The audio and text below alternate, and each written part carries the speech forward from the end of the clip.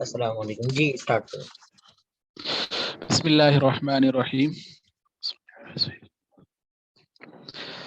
آج جس معیار کو ہم مطالعہ کر رہے ہوں گے وہ ہے لیٹر آف کریڈٹ کا معیار۔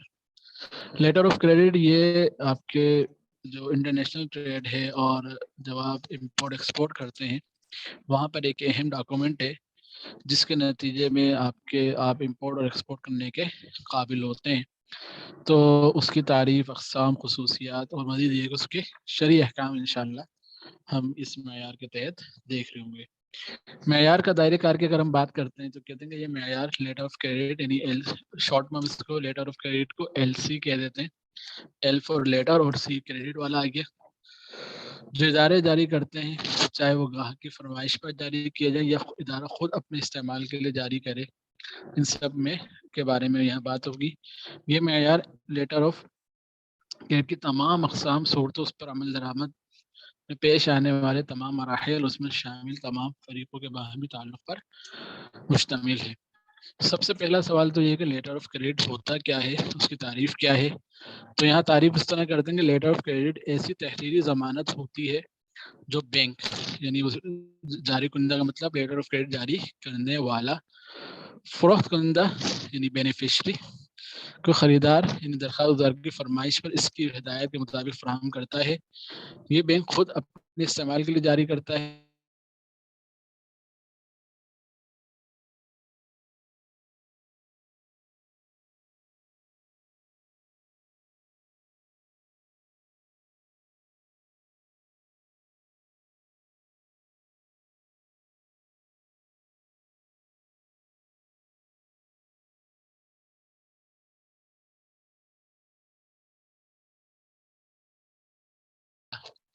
لہذا اب وہ مجھ پر کیسے اعتماد کرے کہ ابھی سامان بھیج دے گا تو اس کو پیسے بھی مل جائیں گے۔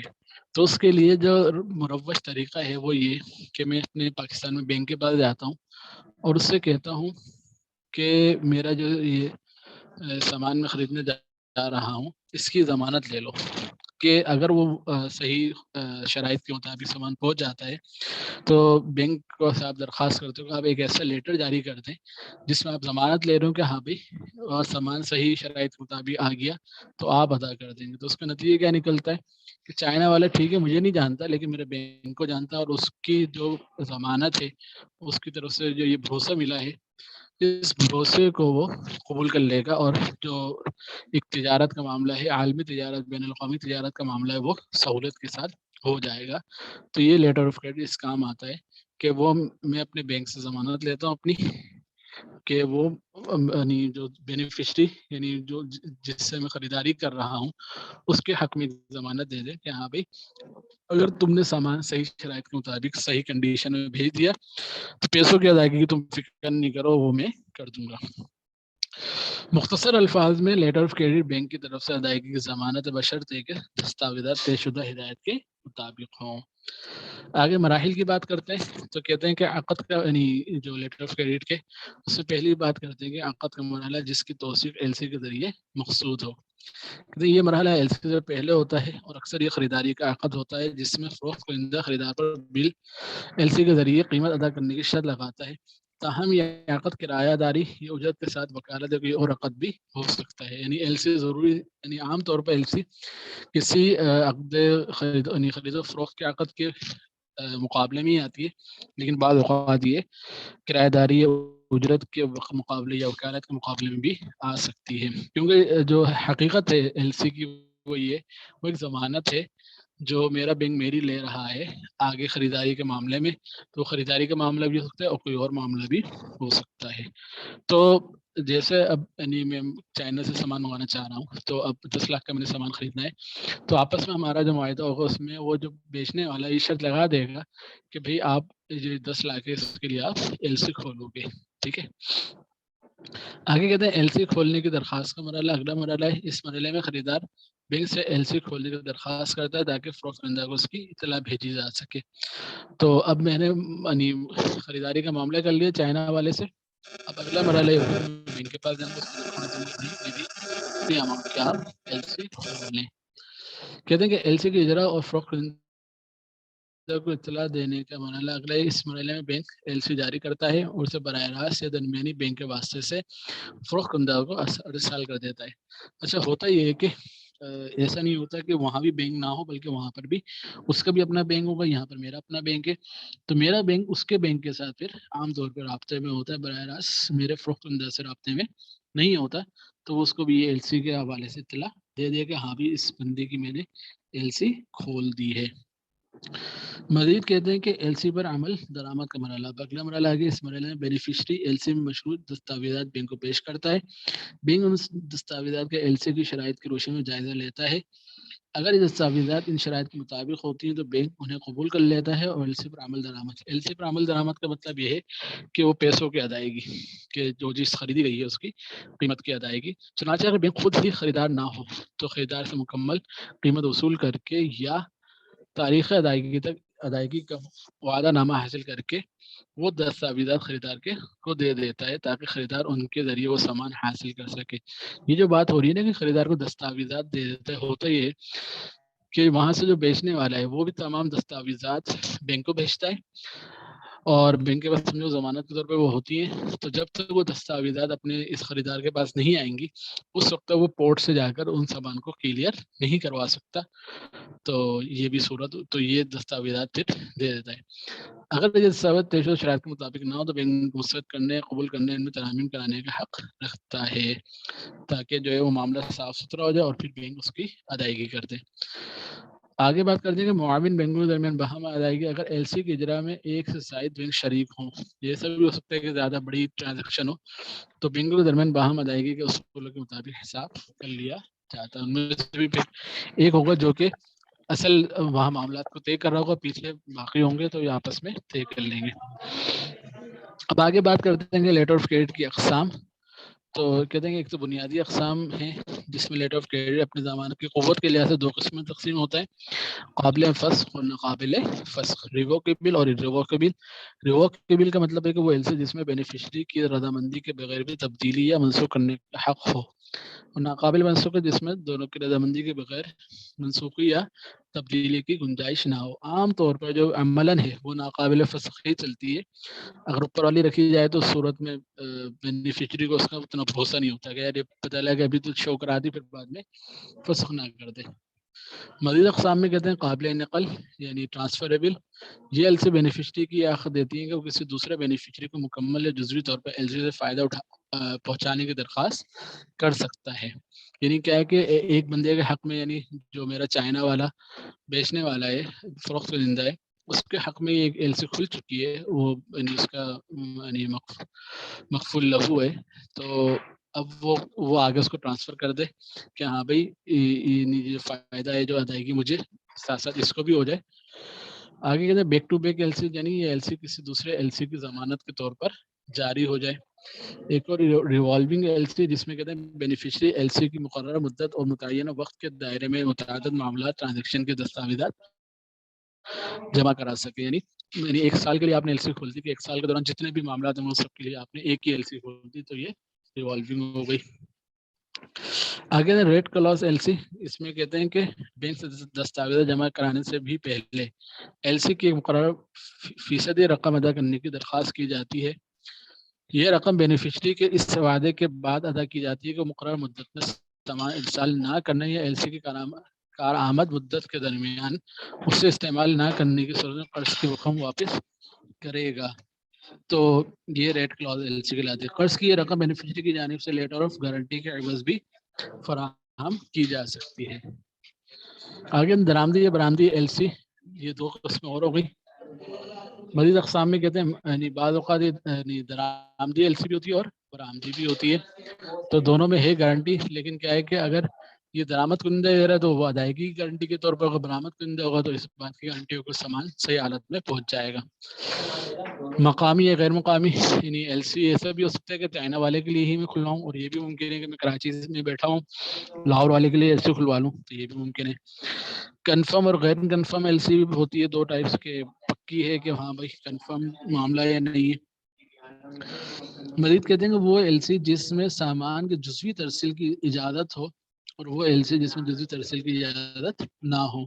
تو یہ مختلف یہ ایک قسم ہو گئی. مزید اقسام میں کہتے ہیں کہ سائڈ ایل سی اور یوزنس ایل سی. قابل قبول ایل سی، قابل تداول ایل سی. سائڈ اور یوزنس یہ زیادہ استعمال ہونے والی چیز ہے. سائڈ ایل سی کا مطلب یہ ہوتا ہے کہ جب سامان آ جائے تو اس کے 5 دن کے اندر اندر ادائیگی لازمی ہوتی ہے. یوزرز ایل سی کا مطلب یہ ہوتا ہے اس میں کچھ نہ کچھ ادائیگی میں وقت ملتا ہے 90 دن کا یا 4 مہینے کا 2 مہینے کا، یعنی کچھ وقت ملتا ہے تو وہ کہلاتی ہے یوزرز ایل سی. ٹھیک ہے.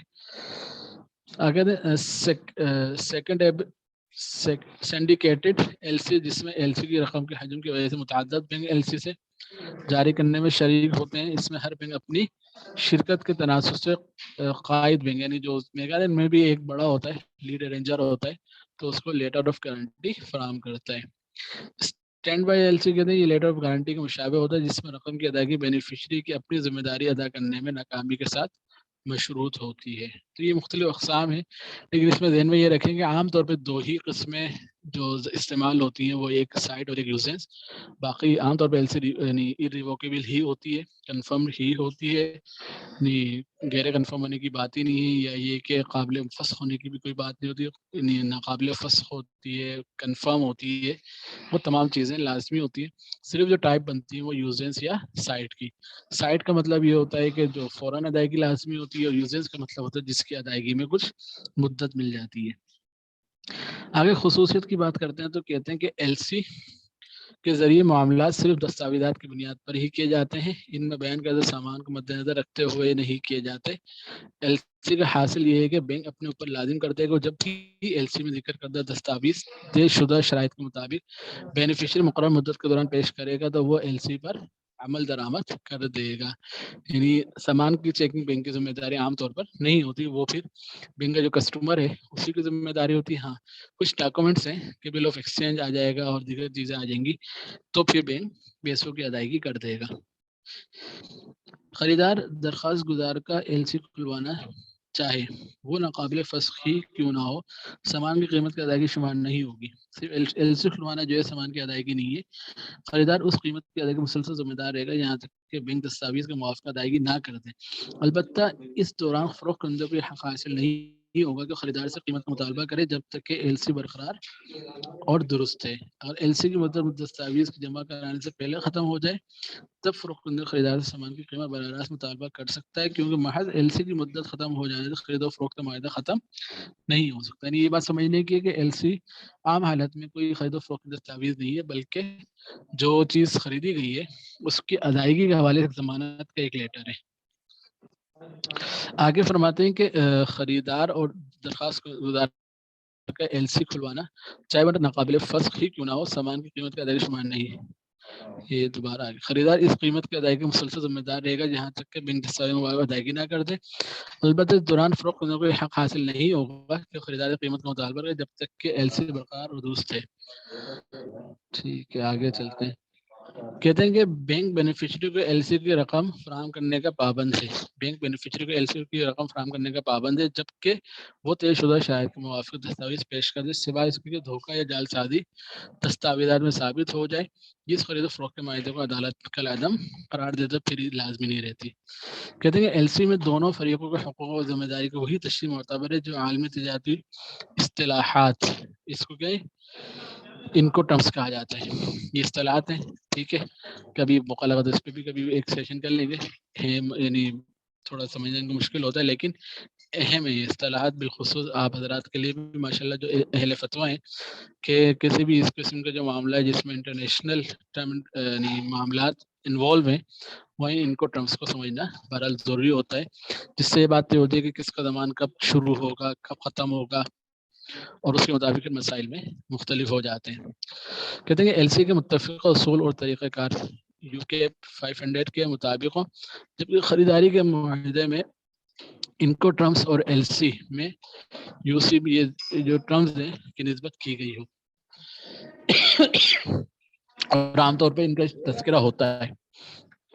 اب آ جائیں یہاں اس کی شرعی حیثیت کے اوپر. ٹھیک ہے، ایل سی اب تک جو ہم نے بات سمجھی کہ وہ ایک ضمانت کا لیٹر ہے جو کہ خریدار کا بینک بیچنے والے کی بینک کو دیتا ہے کہ ہاں بھائی جو اگر سامان صحیح صورت میں پہنچ گیا، شرائط طے کرتا ہے کہ یہ شرائط پوری ہو گئی تو میں ادائیگی کر دوں گا اس کسٹمر کے بیہاف پر۔ ایل سی کی مشروعیت کے حوالے سے بات کرتے ہیں۔ ایل سی کا معاملہ ایل سی سے مختلف متعلق انتظامی امور کی انجام دہی کی وکالت، جن میں سب سے اہم دستاویزات کا جائزہ ہے، ٹھیک ہے، اور بینک کی طرف سے درآمد کنندگی کفالت مشتمل ہے۔ اس میں دو چیزیں ہیں، ایک وکالت اور ایک کفالت۔ وکالت کس معنی میں کہ بینک کسٹمر کے وکیل کے طور پر تمام ڈاکومنٹ وصول بھی کرتا ہے، اس کو جانچ پرکھ وغیرہ کرتا ہے کہ ہاں بھائی اس میں ڈسکرپنسی وغیرہ تو نہیں ہے۔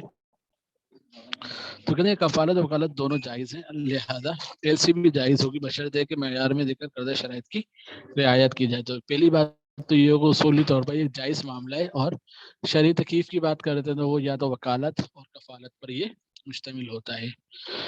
مزید فرماتے ہیں کہ ادارے کے لیے ایل سی کی تمام اقسام کھولنا، اس کا جاری کرنا، اس کی توثیق کنفرمیشن کرنا جائز ہے، چاہے وہ گاہک کی طلب پر ہو یا ادارہ اپنے استعمال کے لیے جاری کرے۔ ادارے کے لیے یہ بھی جائز ہے کہ وہ اس میں شراکت داری کرے یا اس میں واسطہ کا کردار ادا کرے۔ اس طرح یہ بھی جائز ہے کہ وہ اس ایل سی کی اطلاع بھیجے اور اس میں ترمیم کرے، اس پر عمل درآمد کرے، چاہے اپنے لیے کسی دوسرے بینک ادارے کی طرف سے، چاہے ایل سی پر عمل درآمد کی کوئی اور بھی صورت ہو۔ یعنی جب بنیاد ایل سی جائز ہے تو اس پر عمل درآمد بھی جائز ہو جائے گا۔ مزید فرماتے ہیں کہ نشق کی رعایت رکھتے ہوئے ادارے کے لیے اپنے یا کسی دوسرے ادارے یا گاہک کے لیے ایل سی کے معاملات کرنا، اس میں تعاون کرنا جائز نہیں اگر وہ بل کسی حرام اشیاء سے متعلق، یعنی اب جو جس بنیاد پر یہ کفالت دی جائے اگر وہی حرام ہے تو پھر یہ بھی جائز نہیں ہوگا۔ یہ شرن کسی ایسے معاہدہ مشتمل جو اپنی شرائط کی وجہ سے باطل یا فاسد معاہدہ ہو، یا سود کے لین دین پر مشتمل ہو، چاہے وہ سود صراحتاً ہو، جیسے کہ اس ایل سی میں کلی یا جزوی طور پر بغیر مارجن کی کھولی گئی ہو، یا گاہک کی طرف سے ادائیگی کی صورت میں ہوتا ہے، یا وہ سود ضمناً ہو، جیسے ادھار ادائیگی والی ہنڈی، یعنی بل آف ایکسچینج جس کی ادائیگی ادھار میں کرنی ہے کہ ڈسکاؤنٹنگ وغیرہ کا معاملہ ہے تو وہ بھی ضمناً سود پر مشتمل ہے۔ تو کہتے ہیں کہ ایل سی کا جواز اس بات سے مشروط ہے کہ جس عقد کی توثیق کی گئی ہے شریعت کے اعتبار سے اس میں شرائط ضروری ہیں، وہ ضروری شرائط پائی جاتی ہیں۔ بنیادی سی بات ہے کہ جب جس چیز کی کفالت یا وکالت کی جا رہی ہے وہ معاملات خود تو ٹھیک ہو تب باقی معاملات بھی ٹھیک ہو جائیں گے۔ اسی طرح تبادلے کی نوعیت جیسے بے صرف اور ہمجنس اشیاء کی خرید و فروخت، عام خرید و فروخت وغیرہ کی جو خاص شرائط ہیں وہ بھی پائی جا رہی ہوں۔ مزید فرماتے ہیں کہ ادارے پر لازم ہے کہ وہ ایل سی پر، یہاں ادارے سے مراد اسلامی بینک وغیرہ یہ، وہ ایل سی پر عمل درآمد کرے جب بھی دستاویزات شرائط کے مطابق ہو، سوائے اس کے کہ دستاویز میں دھوکہ دہی یا جعل سازی ثابت ہو جائے تب عمل درآمد لازم نہیں رہتا۔ اگر ایل سی کھولنے سے پہلے عقد کو عدالت کا لازم قرار دے تو نئے معاہدے کے بغیر ایل سی پر عمل درآمد نہیں کیا جائے گا۔ اب بات کرتے ہیں عقد جو ایل سی کھولنے سے پہلے ہوتا ہے۔ کہتے ہیں کہ جائز ہے کہ خرید و فروخت کنندہ خریدار کو قیمت کی ادائیگی ایل سی کے ذریعے ادا کرنے کا پابند کرے، یہ شرط جائز ہے، اور خریدار پر اس کی پابندی لازم ہے۔ بین الاقوامی خرید و فروخت کے معاہدوں کی ایل سی کے ذریعے توثیق کرانا جائز ہے بشرط، یعنی اب بات کر رہے ہیں کہ یہ تو اوپر بینک سے بات ہو گئی، اب یہ کسٹمر وغیرہ کے حوالے سے بات کر رہے ہیں کہ ان کے لیے یہ بات جائز ہے کہ ایل سی کی شرط لگائیں۔ اسی طرح یہ بھی جائز ہے کہ وہ یعنی انٹرنیشنل جو آپ کے معاہدات اس کو میں ایل سی کی شرط لگائیں کہ بشرطے کہ خرید و فروخت کے معاہدے اسلامی شریعت کے خلاف نہ ہو۔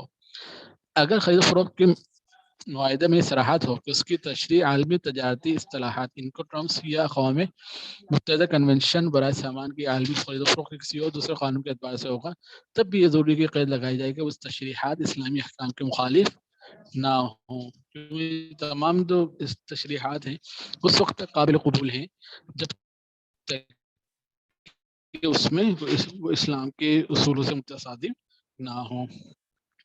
اب بات کرتے ہیں کہ ایل سی کی اجرت اور اخراجات۔ کہتے ہیں ادارے کے لیے جائز ہے کہ ایل سی پہ آنے والے حقیقی اخراجات کی لاگت وصول کرے، ٹھیک ہے، یہ بھی جائز ہے کہ ادارہ اس خدمت کے انجام دہی کی فیس لے، چاہے وہ ایک مخصوص متعین یا مشت رقم ہو یا ایل سی کی مقدار کے تناسب سے کوئی رقم ہو۔ یعنی عام طور پہ جو طے ہوتا ہے وہ اس طرح طے ہوتا ہے کہ جتنی زیادہ بڑی ایل سی ہوتی ہے اتنی زیادہ اس میں یعنی بینک اپنی فیس وصول کرتا ہے۔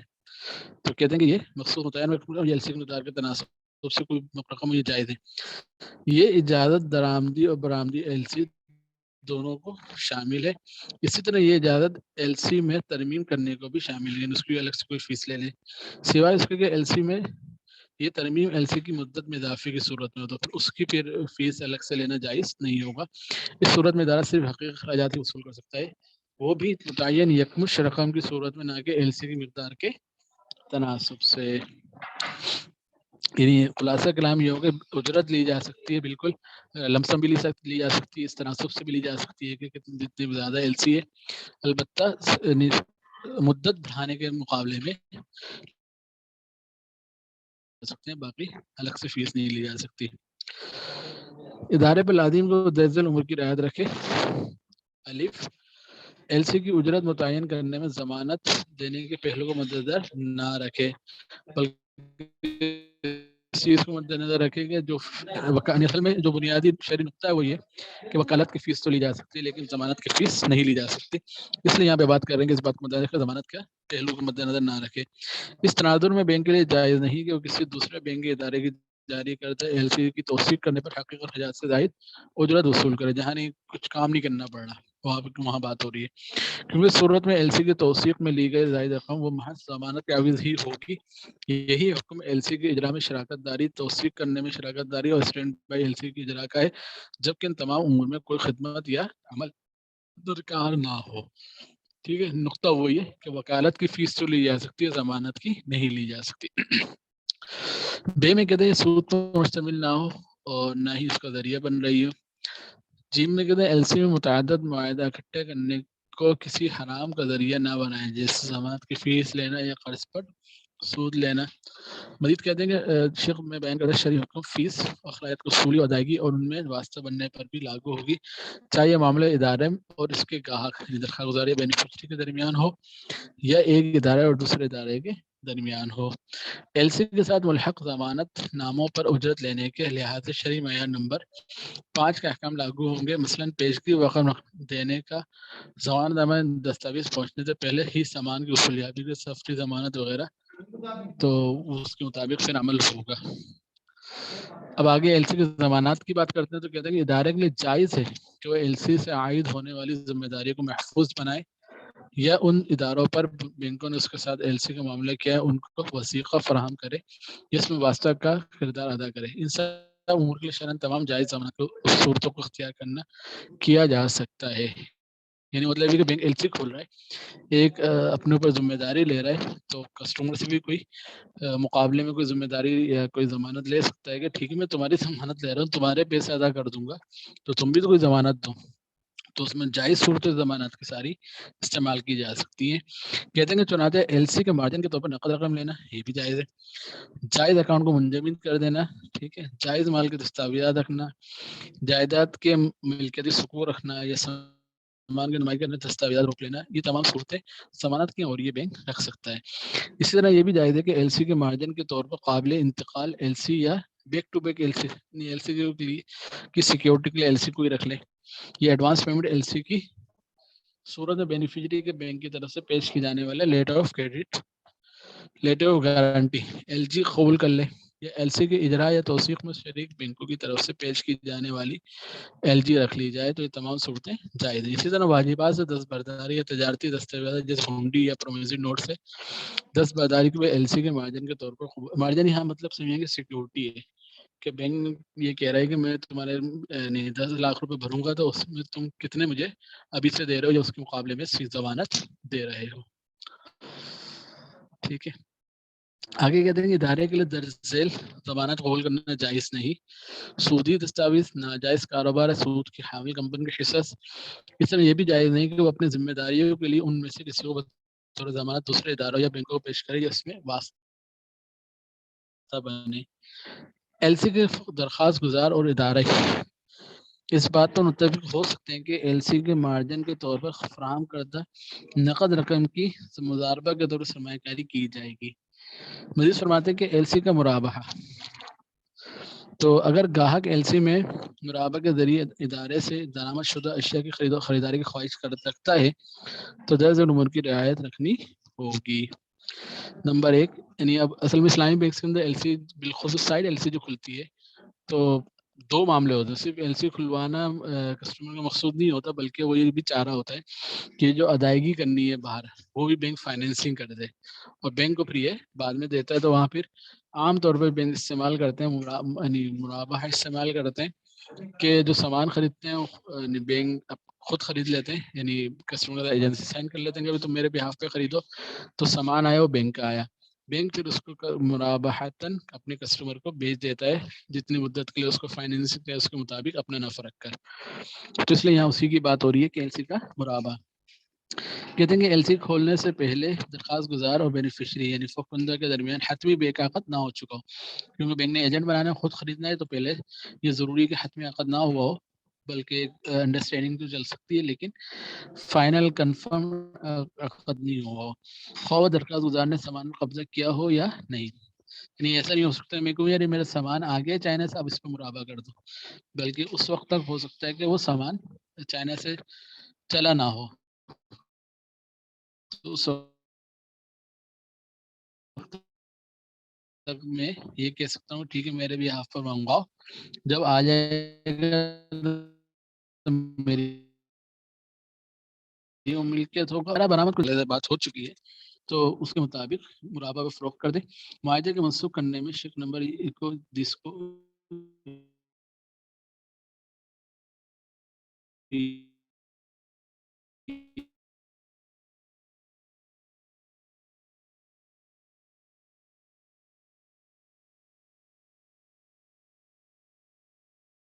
یہ جو دامت کی یعنی یہ بھی ہوتی ہے بڑا سامان ہے تو اس میں فائنینسنگ ڈیمونیشن مشاغہ شرکت متناقض کے سرسے کے لیے اس کو فائنینس چاہیے تو اس کو پھر بینک اجارہ کی بنیاد پر بھی فائنینسنگ دے رہا ہوتا ہے.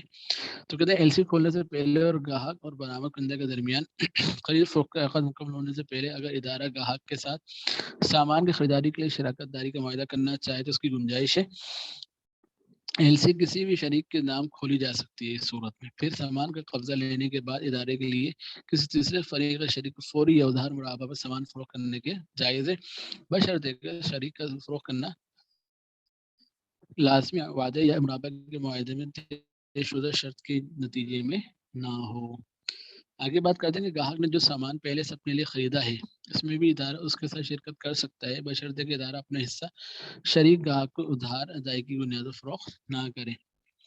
عمومی احکام کی بات کرتے ہیں تو ایل سی کی کہتے ہیں اگر ایل سی کی کوئی شق اس معاہدے کو ایل سی کے دیگر مروجہ عمومی اصول و ضوابط کا پابند بناتی ہو تو اس شق میں اس شرط کا اضافہ ضروری ہے کہ وہ اصول و ضوابط شرعی قوانین کے خلاف نہ ہوں. اس صورت میں بہتر ہے کہ ادارہ متبادل حل پیش کرے جن پر دو ادارے اور معاون بینکوں کے درمیان اتفاق ہو. اس سلسلے میں اس بات کا واضح کرنا بھی ضروری ہے کہ ان عمومی اصول و ضوابط میں موجود کسی سودی شق پر عمل درآمد نہیں کیا جائے گا، اور اسی طرح وہ مواد جو خلاف شرع تجارتی سرگرمیوں سے متعلق ہو اس پر عمل کرنے سے گریز کیا جائے گا. یہ شرط عام طور پہ پھر یعنی جب ایک سے زائد بینک ہوتے ہیں کوئی اس میں کنونشنل بھی ہوتا ہے تو ایک شرط یہ شق ڈالنا لازمی ہوتا ہے کہ ہم جو اس کی غیر شرعی شقیں ہیں اس کے ہم پابند نہیں ہوں گے. مزید کہتے ہیں کہ ادارے کے لیے جائز نہیں کہ ہنڈی یعنی بل آف ایکسچینج کی کٹوتی کرے، یعنی اس کو ان کے مقررہ تاریخ انتہا سے قبل ان کی مقررہ قیمت سے کم قیمت پر خریدے، کیونکہ وہ یہ جو بل آف ایکسچینج جب تک پیسے وصول نہیں ہو جاتے تو وہ ایک قرض کی دستاویز ہے، تو اس کو کم قیمت پر خریدنا یہ سودی معاملہ بن جائے گا. ادارے کے لیے جائز نہیں کہ وہ مؤخر ادائیگی والے دستاویزات یا کسی بینک کی طرف سے قبول کیے گئے ہنڈی کی تجارت کرے، یعنی ان کو مقررہ قیمت سے کم قیمت پر خریدے. اسی طرح اس طرح کے معاملات میں ادارے کے لیے یہ بھی جائز نہیں کہ وہ ادائیگی یا اطلاع کے ذریعے بینیفیشری اور جاری کرنے والے بینک کی توثیق کرنے والے بینک کے درمیان واسطے کا کردار ادا کرے. یعنی خلاصہ یہ کہ نہ تو خود ناجائز کام کرنا ہے، نہ ہی اس میں واسطہ بننا ہے. مزید فرمانے سے سائڈ ایل سی کا دستاویز یا فوری واجب البتہ ہنڈی یعنی بل آف ایکسچینج کی تجارت ان کی مقررہ قیمت سے کم قیمت پر کرنا ادارے کے لیے جائز نہیں. ادارے کے لیے یہ جائز نہیں کہ جہاں تک ممکن ہو کہ وہ ایسے مبادلہ ہنڈی پیش کرے جن میں ایسے گاہک کو ادائیگی کی ذمہ داری لی گئی ہو جن کے بینک کے ذمہ قرضوں کی ان ہنڈیوں میں نمائندگی کی گئی ہو، تاکہ ان ہنڈیوں کو قبول کرنے والے بینکوں سے ان کی کٹوتی کرائی جا سکے. تو یعنی سیکیورٹی میں اس قسم کی ہنڈیاں بھی بینک نہیں لے سکتا. ایل سی اور دیگر بینکاری معاملات کے نتیجے میں آنے والی ذمہ داریوں اور مالی ادائیگی کے لیے ادارے اور دیگر معاون بینکوں کے درمیان جو تعلق ہو اس بنیاد پر ہو کہ ادارے سود اور دیگر شرعی معاملات سے اعتراض کرتے ہوئے کام کریں گے.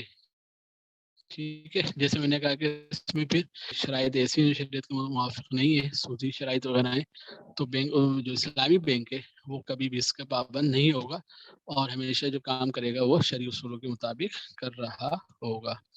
سبحانک اللہم و بحمدک اشہد ان لا الہ الا انت استغفرک و اتوب الیک. جزاک اللہ خیر. احسن الجزاء. جزاک اللہ خیر. تو ہمارے ساتھ ابھی ثناء الحق بھائی ہیں اور شافات بھائی. چلیں جزاکم اللہ خیر شافات بھائی اور ثناء الحق بھائی، آپ لوگوں نے شرکت کی اور مفتی شیخ نعمان بھائی آپ نے پریزنٹ کیا. تو اگلے ہفتے کی کیا ترتیب ہے نعمان بھائی؟ جزاک اللہ. دیکھ کے بتاتا ہوں پھر انشاءاللہ نا، کیونکہ ابھی تک وہ ٹائم ٹیبل اپلوڈ ہوا نہیں تھا. صحیح. چلیں ماشاء اللہ. چلیں انشاءاللہ پھر بات ہوتی ہے. صحیح. جزاکم اللہ خیر. انشاءاللہ. جزاکم اللہ خیر. وعلیکم السلام. جزاک اللہ.